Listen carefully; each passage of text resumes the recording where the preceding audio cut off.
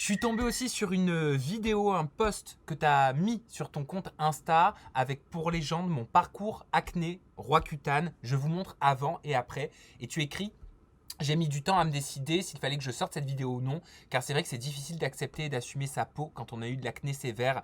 Mais je me dis qu'il est important de pouvoir donner du courage à ceux qui traversent cette période actuellement.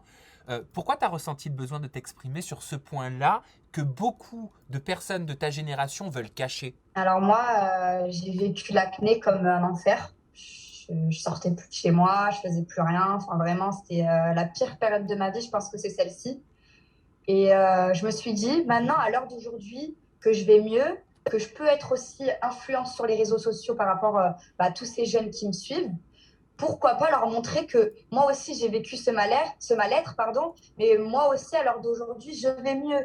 Donc ça veut dire que on peut s'en sortir et moi j'avais envie de donner ce courage-là parce que je sais que moi à l'époque où j'avais l'acné, je cherchais des vidéos sur internet pour me dire mais est-ce que ça va partir? Est-ce qu'il y a des filles qui l'ont eu et que c'est parti, tu vois? Alors tu cherches du soutien, tu cherches à savoir si ça va partir.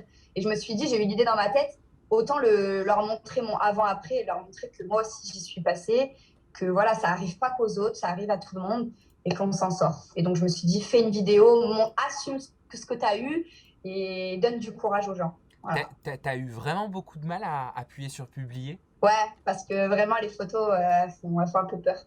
Mais, mais je me suis dit, c'est pas grave, assume et tu vas faire du bien aux gens. Il a duré Donc, je l'ai combien de fait. temps ce traitement Roaccutane? Moi aussi je l'ai fait quand j'avais 16 ans. Ouais. Hmm. Ben, moi, il a duré 9 mois, mais ça faisait 2 ans que j'avais de l'acné déjà.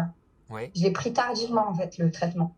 ouais. Mais ça, je l'ai pris 9 mois et je l'ai arrêté en plein milieu parce que je rentrais en école de police et que c'était pas possible pour moi avec la fatigue, le sport et tout, je ne pouvais pas.